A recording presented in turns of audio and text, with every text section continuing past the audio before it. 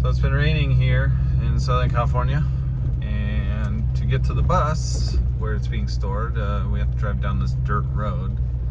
But there we are.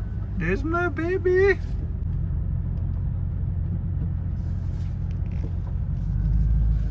There she is. Okay, bye. Oh, look at all the bunnies.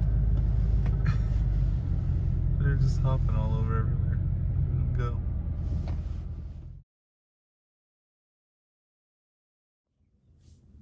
Welcome to RV That Bus.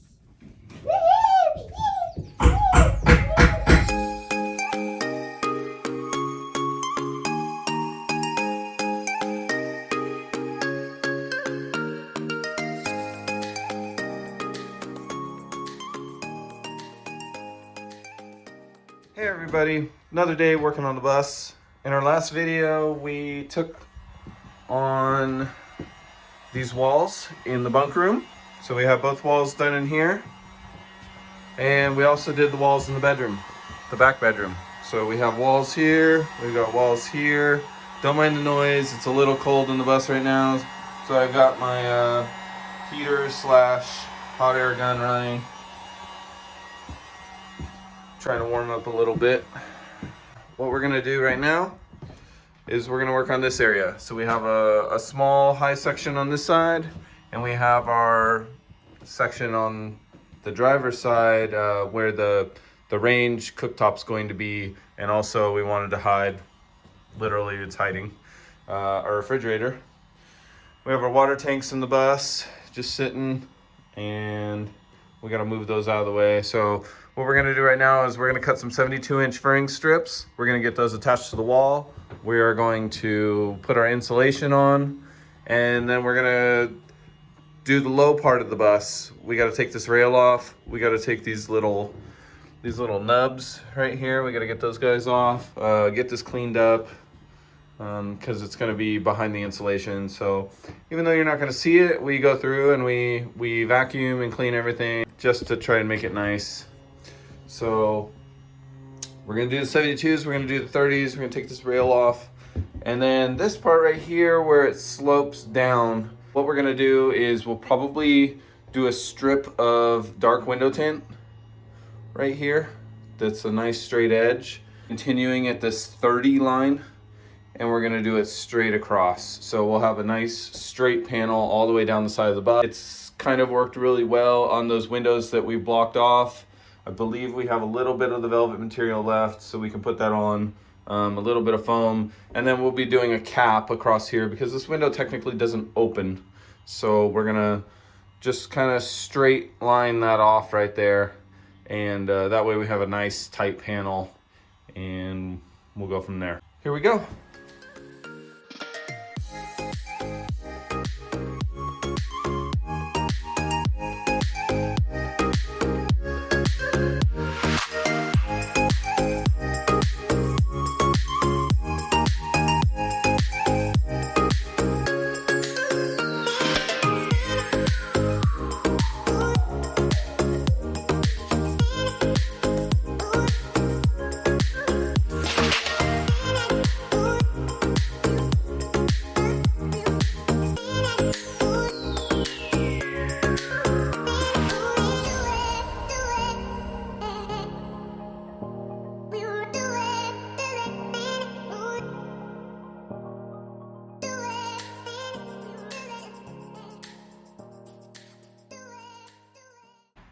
Your glue. It's gonna be a lot more glue, guys. I bought a 24 pack, so all this stuff's gonna get glued, and hopefully that'll keep everything nice and strong. We've got all our 72-inch long furring strips. This places them just a little past here, which is about where the crown of the bus starts. Also, we have to deal with this arch of the bus. That doesn't really suck it down that much, but so yeah, let's start getting these things put in. I'm gonna make a little notch right here for, we have these little like stud, I don't want to call them studs. These little mount points where the air conditioning and seat rail mounted, and they're like solid, they're stainless steel, they're super thick, so we have to work around those. Once the insulation goes on, then it's nice and flat, we don't have to deal with that, but they are such a pain in the butt because we have one right here in this indent of the wall, which means I gotta make a little cutout of this guy just to go around him, so it's kind of a pain in the butt. So I can make a little notch for that. So we have one here in the corner. Every pole, I'll call them poles, every pole or rail down the side of the bus is going to have a furring strip on it. And then what's going to happen is we're going to have a much wider trim cap. This will create a little pocket back in here, and that's where we will be putting down our blackout pull down shades, and they'll be able to just kind of slide in this little cavity that we're creating, and that way they don't bounce around. And also, like I said, the bus has a slight curve to it, and so that way instead of it just going straight down and coming off of the window, it'll kind of trap it in this little curved pocket. I think it's going to look a lot better. That's what I'm going for. Glue guy from MCI has struck again. We've got a nice little glob of glue down there for no apparent reason whatsoever with that to get that off of there. And then we're going to start.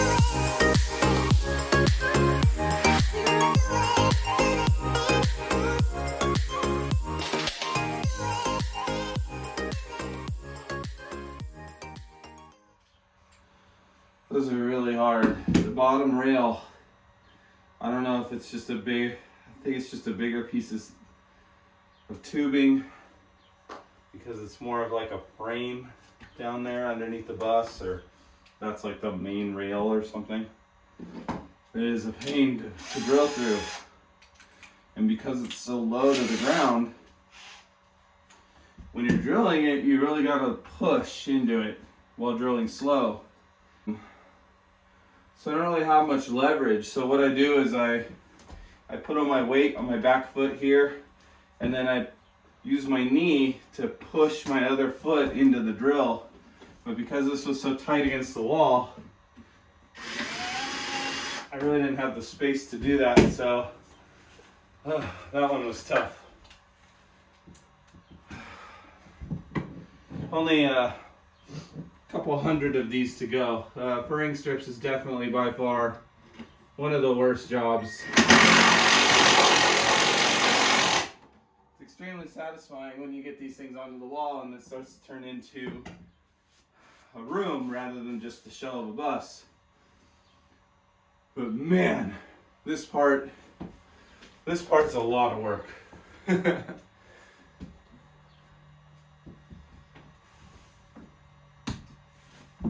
Alright, back at it. So we've got one in. That was one, so we have 3 contact points, 3 glues. On to number 2 here. So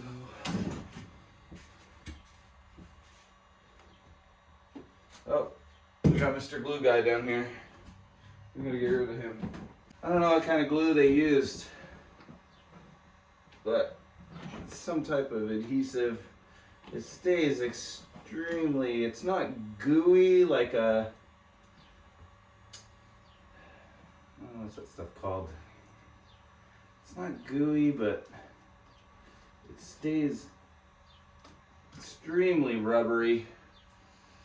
Does not like to be cut it just kind of goos around.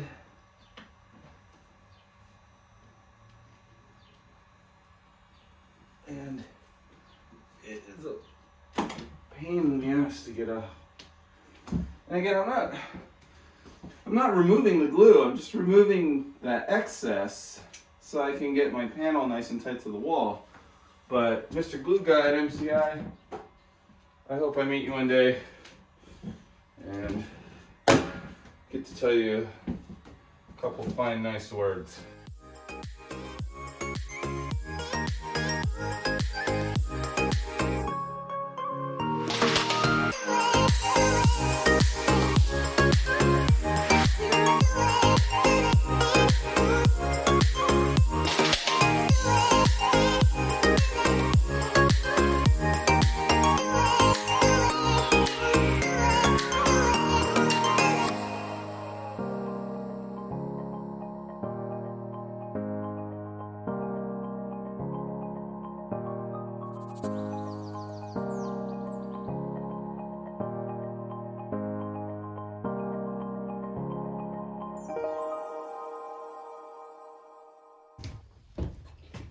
So it's kind of funny. I don't wear like a belt or anything like that, right? I'm not doing this 24 hours a day. But I have found myself hooking my tape measure and a pen. I used to have these Milwaukee Sharpies, but the kids were drawing all over the walls and I don't know where they went. So I'm back down to just a regular pen. But pen in the pocket, tape measure on my hip. And that way when I get up and down 15 million times to do this, I'm not constantly looking for it. So who knows? By the end of this, maybe I will have a belt. I don't know.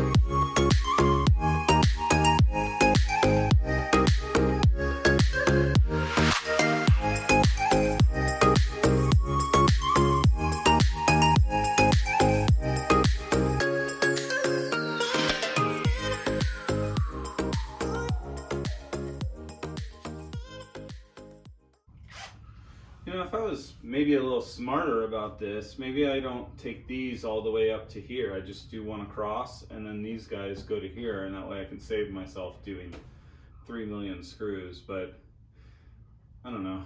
I like that these guys are tied into the main here because these guys are sunken in about 1/4 of an inch. I just don't feel like I would get as good of a bite. So you'll never see any of this. It is what it is. Just thinking as far as optimization. And so that kind of completes this section. We just have to go over it, put in our insulation, tape it off. You've seen that before. We're going to continue that multiple times. I'll spare you guys that process, and we'll check back in when we're done.